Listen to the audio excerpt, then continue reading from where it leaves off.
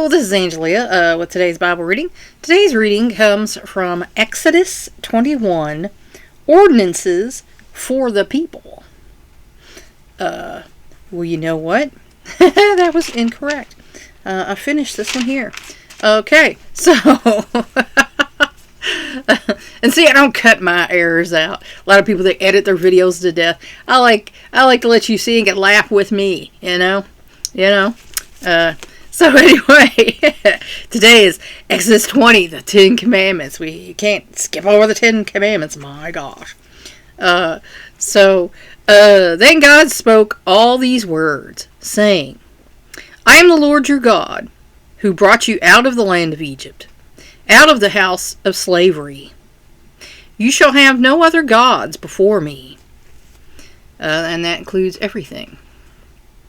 You shall not make for yourself an idol, or any likeness of what is in heaven above, or on the earth beneath, or in the water under the earth.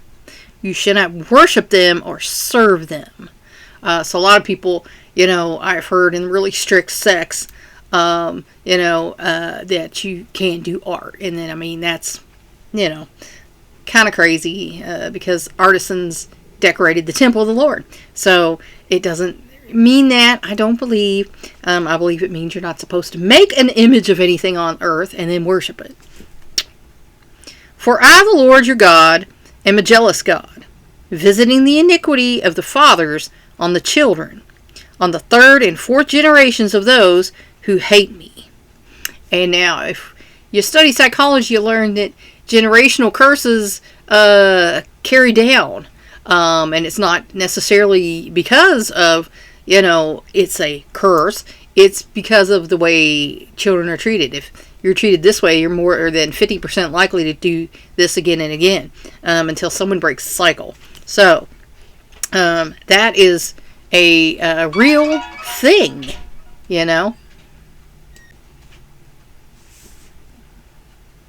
But showing loving kindness to thousands, to those who love me and keep my commandments. Folks who love God and keep his commandments, he's going to show mercy to you. So, all you people who are not doing that, you might want to start. You shall not take the name of the Lord your God in vain, which, oh boy, there's some people doing that today, I'm Christian, and then you act like a little monster. Yeah, that's not cool. For the Lord will not leave him unpunished who takes his name in vain. Remember the Sabbath day to keep it holy. 6 days you shall labor and do all your work, but the seventh day is a Sabbath of the Lord your God. In it you shall not do any work, nor you, nor your son, nor your daughter, your male or your female servant, or your cattle, or your sojourner who stays with you. So you're not supposed to do any work. You're not supposed to make other folks do some work. Now I was taught that only what's necessary to survive. So there are people who work on Sunday, and there are bosses who make people work on Sunday. But there are some Christian businesses who are not even open on Sunday. So I feel like they're doing the right thing. People used to, make provision on Saturdays. That's why people went to the market and everything on Saturdays to get the stuff ready so that nobody had to work on Sundays. But our society has kind of gotten away from that. For in 6 days the Lord made the heavens and the earth, the sea and all that is in them, and rested on the seventh day. Therefore the Lord blessed the Sabbath day and made it holy. And I've been criticized for not wanting to go out and work on a Sunday. And I was like, God gave me 1 day off a week. I'm taking it. Working every other day, taking that day. Honor your father and your mother, that your days may be prolonged in the land which the Lord your God gives you. I've honored mine as best I could, while still setting up some healthy boundaries upon occasion. My husband does that to a fault. He's still, he don't like me talking about it either. But anyway, he's still in a bad situation where he gets treated not so great. So, but I believe you can respect someone with not allowing them to steamroll you, you know. You shall not murder. I think that's kind of an important one that some people nowadays don't listen to. You shall not commit adultery. Again, there's a whole lot of folks that think that's perfectly fine, as long as you don't get caught. You shall not steal. That's some that's kind of overlooked nowadays. I've actually been accused recently of taking something that, was given to someone by someone else, and I didn't take it. I did not take it. It was there. It was an in-law situation. And she had let somebody go through some stuff, and there was stuff left. And in her mind, she thinks I took it. But I told her, I said, no. I said, I was showed it, and I was told that this person made this for you, and so I didn't take it. Because I don't want to take nothing that belonged to these other people, because they're a pain anyway. They had a big to-do over something that was given to my husband that they felt like they got ripped off out of. They should have got some money out of the deal, and they didn't get enough money out of the deal. So I told my husband, I said, I'm not taking anything that came from them. I'm not doing it. But, the person said, well, I wish I had it. God will judge. And I kind of looked at them like, yeah, you're right, he will, because I didn't take it and I don't have it, so, God is going to judge. You shall not bear false witness against your neighbor. And that don't mean just your neighbor, that means anybody. I've heard some really cool, interesting, and not so cool stories about myself, but some people do that. They cannot be nice. And they love to tell stories and gossip about other people. And that's just being miserable. You're a miserable person, so you would make other people miserable too. And that's, something my grandma taught me. And if you're telling tales on people and making lies up about people, you're pretty miserable. Because if you weren't, then you wouldn't have to do that to entertain yourself. You shall not covet your neighbor's house. You shall not covet your neighbor's wife, or his male servant, or his female servant, or his ox, or his donkey, or anything that belongs to your neighbor. And that one's a little bit harder for us, because, most people, we want stuff, and, if someone had a big, nice house, like you watch those, years ago, The Houses of the Rich and Famous, or whatever the show was called, you're like, ooh, that's cool, I wish I had that, so that's another one that's harder, for human beings, is to not wish we had this, that, or the other thing that would make our life better or easier. All the people perceived the thunder and the lightning flashes and the sound of the trumpet and the mountain smoking. So like I said again, you can have smoke and lightning from a volcanic eruption, but you can't have thunder, trumpets blowing from heaven. That's not a thing that volcanoes do. And when the people saw it, they trembled and stood at a distance. I imagine so. Then they said to Moses, speak to us yourself, and we will listen. But let not God speak to us, or we will die. So they understood the graveness of their situation there. Moses said to the people, do not be afraid, for God has come in order to test you, and in order that the fear of him may remain with you, so that you may not sin. I feel like he needs to come down today and show some people, because the world is just full of sin. As one of my grandmas used to say, the world's going to hell in a handbasket, and I hate to say that's true, but it pretty much is. So the people stood at a distance, while Moses approached the thick cloud where God was. Then the Lord said to Moses, thus you shall say to the sons of Israel, you yourselves have seen that I have spoken to you from heaven. You shall not make other gods besides me, gods of silver or gods of gold, or graven images of certain people that other people bow down to as like a joke worship in political houses. That's all I'm going to say there. You shall not make for yourselves. You shall make an altar of earth for me, and you shall sacrifice on it your burnt offerings and your peace offerings, your sheep and your oxen, in every place where I cause my name to be remembered. I will come to you and bless you. If you make an altar of stone for me, you shall not build it of cut stones. For if you wield your tool on it, you will profane it. And, of course now churches have big fancy altars, so, but that's not what God just said. And you shall not go up by steps to my altar, so that your nakedness will not be exposed on it. So, and of course back in the day they wore the robes, so if you're walking up steps in a robe, there might be something showing. But, let's see what our biblical scholars have to say about this. Oh, my goodness.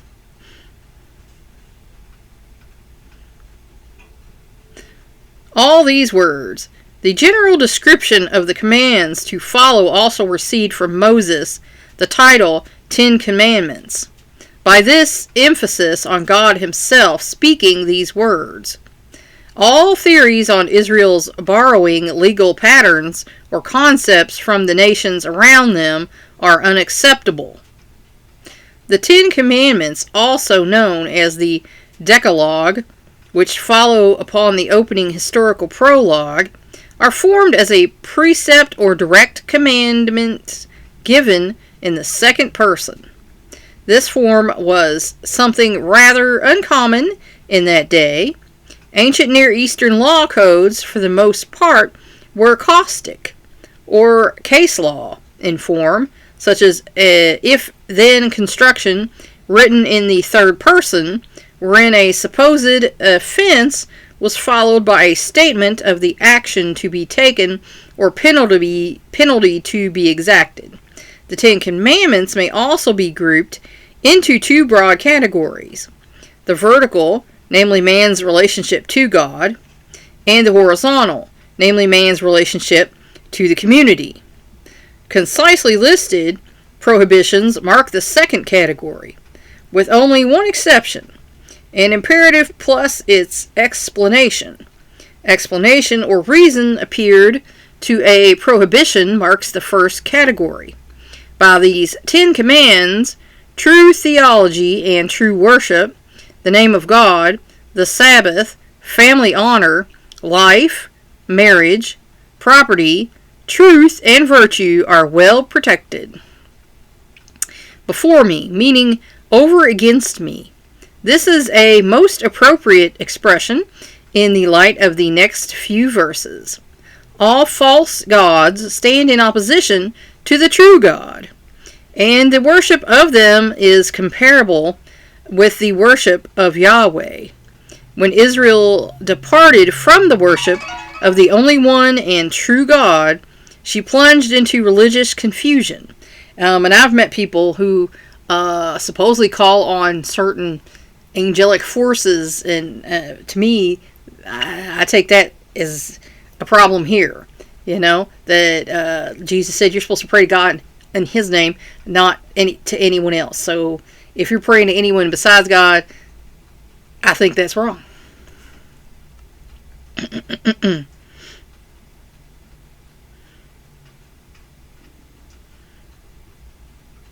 The mode or fashion of worship appropriate to only one Lord forbids any attempt to represent or caricature him by use of anything he has made. Total censure of artistic expression was not the issue, like I said.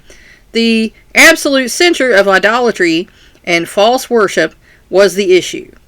Violation would seriously affect succeeding generations because the Lord demanded full and exclusive devotion, such as he is a jealous God.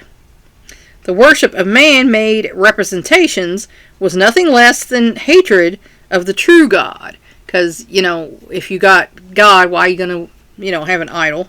It makes no sense.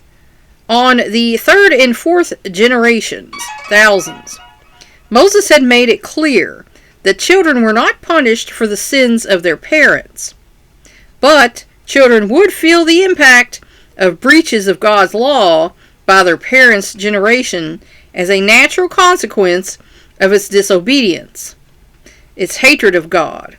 Children reared in such an environment would imbibe and then practice similar idolatry, thus themselves expressing hateful disobedience.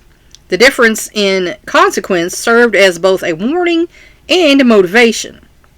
The effect of a disobedient generation was to plant wickedness so deeply that it took several generations to reverse. Take the name in vain. To use God's name in such a way as to bring disrepute upon him and his character or deeds was to irreverently misuse his name. To fail to perform an oath in which his name had been legitimately uttered was to call into question his existence, since the guilty party evidently had no further thought of the God whose name he had used to improve his integrity. And we all have heard kids, when we grew up, I swear to God. And they're lying, and you're like, dude, I'm going to stand 3 feet away from you so when the lightning bolts come, I ain't getting struck down. But,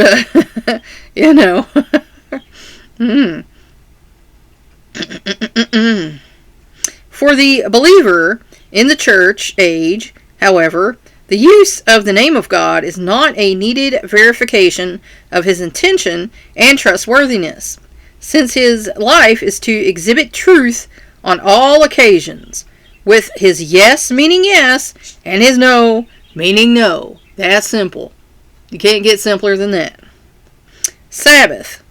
Each seventh day belonged to the Lord and would not be a work day, but one set apart, or holy, for rest and for time devoted to the worship of Yahweh.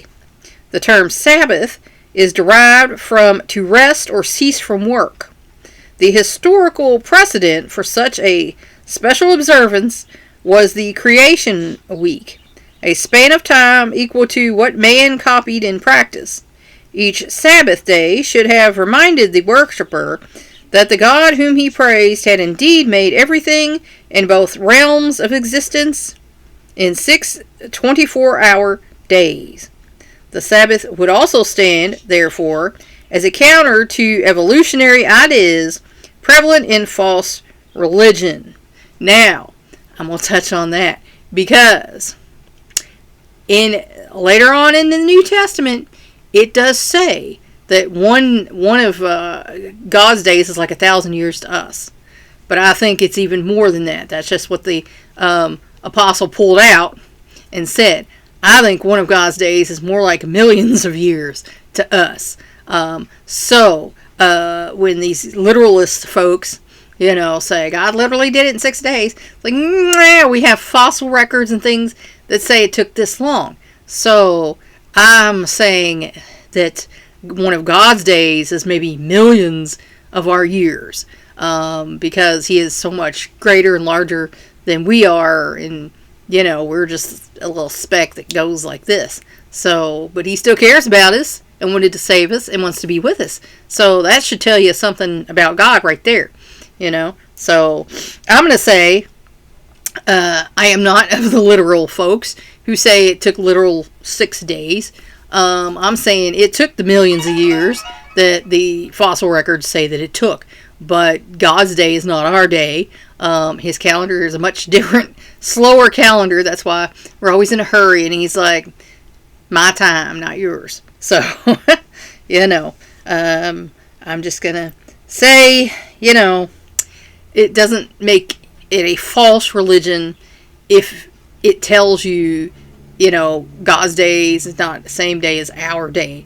That, when we have scientific proof that, it had to take this long, then that means it took that long. And one of God's days is not as 1,000 years, it might be more like millions of years. And again, like I said, I don't know everything because I'm not God. But when I go to be with God, then I know he's going to probably tell me all this if I have questions.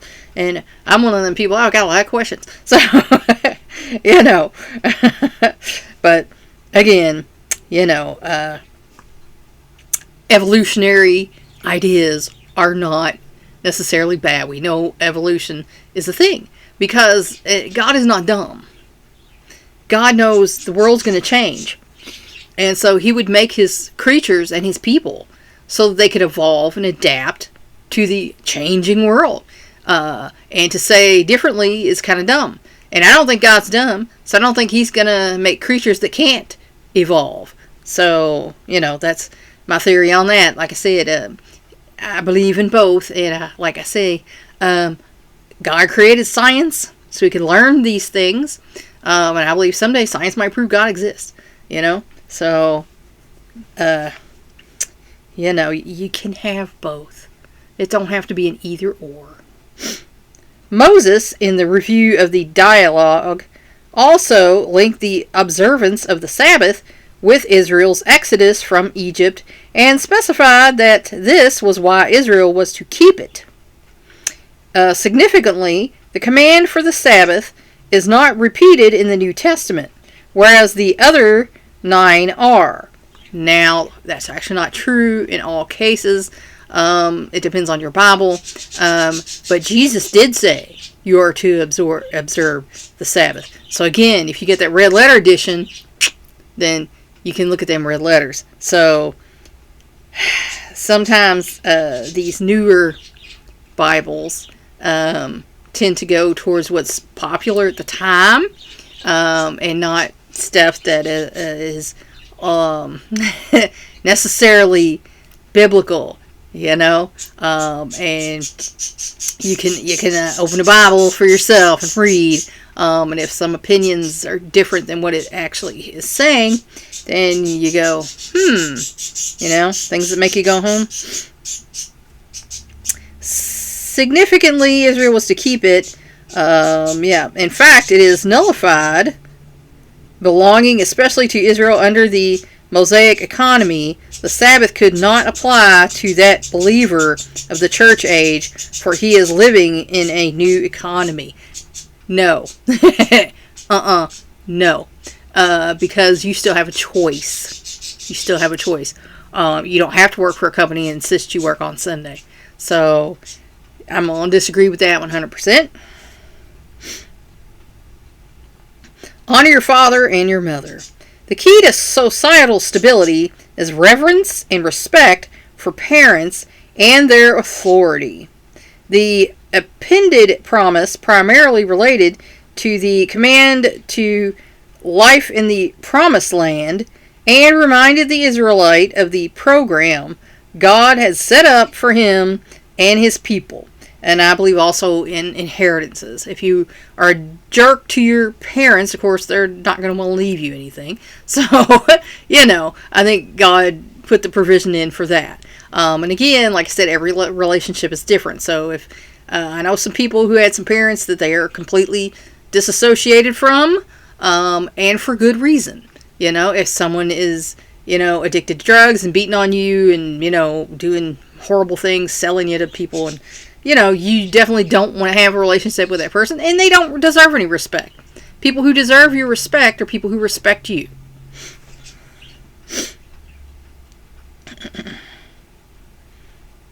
God has set up for him and his people within the borders of their territory. God expected them not to tolerate juvenile delinquency, which at heart is overt disrespect for parents and authority. And like I said, it's not always the juvenile delinquents. Now, surely there are some. You know, I've known some kids that had some perfectly good parents. It's like, I wish I had their parents. But, you know, and still acted out. Because, you know, like, they didn't get as much attention as their brothers or sisters, or, you know, weren't treated like them. And then, you know, they got these still great parents who gave them a lot of stuff, but there's still problems. So, you know, juvenile delinquency can be a problem, but also sometimes parental delinquency can be a problem. Severe consequences, namely capital punishment, could apply. One of the reasons for the Babylon exile was a failure to honor parents. The Apostle Paul individualized the national promise when he applied the truth to believers in his day. Murder. The irreversible nature of the divinely imposed sentence of death on every manslayer who killed another intentionally stands without parallel in ancient Near Eastern literature and legal codes. Further, the sacredness of human life stands out in the passages dealing with unintentional manslaughter. The accident of death still carried with it penalty of banishment to the city of refuge until the death of the high priest for the one who killed someone unintentionally. Careful appraisal of the word Moses used, one of 7 different Hebrew words for killing and one used only 47 times in the Old Testament, suggests a broad translation of to kill or slay, but denoting the taking of life under a legal system where they would have to answer for the stipulations of a legal code, no matter whether he killed unintentionally or intentionally. By this command, men would be reminded and exhorted to strive after carefulness in the affairs of life, so that on the person-to-person level, no one would die by their hands. And again, because God knew there's people out there who just hateful. We see it every day on the news that somebody killed somebody else for whatever reason, and it's just hatefulness. Steal. Any dishonest acquiring of another's goods or assets greatly disturbs the right of ownership to private property, which is an important principle for societal stability, which, of course it is. Now, there's cases where people steal to eat, they're homeless or whatever, and, that's an unfortunate side effect of society. But in general, if you didn't work for it, if you didn't get it, or if it wasn't given to you, it's not yours, and you shouldn't be taking stuff from other people. False witness. Justice is not served by any untruthful testimony. Practically all societies have recognized this principle and adjure all witnesses in court to tell the truth and nothing but the truth. And of course, we unfortunately know there's a whole lot of people who lie out there. Covet. The thoughts and drives of the heart do not escape attention. A strong longing to have what another has is wrong. This 10th command also suggests that none of the previous 9 commandments are only external acts with no correlation to internal thoughts. Because, like I said, that's a hard one for humans, because we look at all like, I wish I had that, so God knows.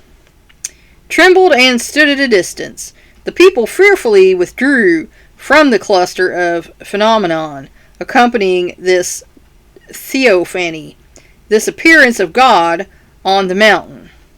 They instinctively placed Moses in the position of mediator between them and God, because such was the gap between them and their holy God that they feared they were not fit to live in his presence.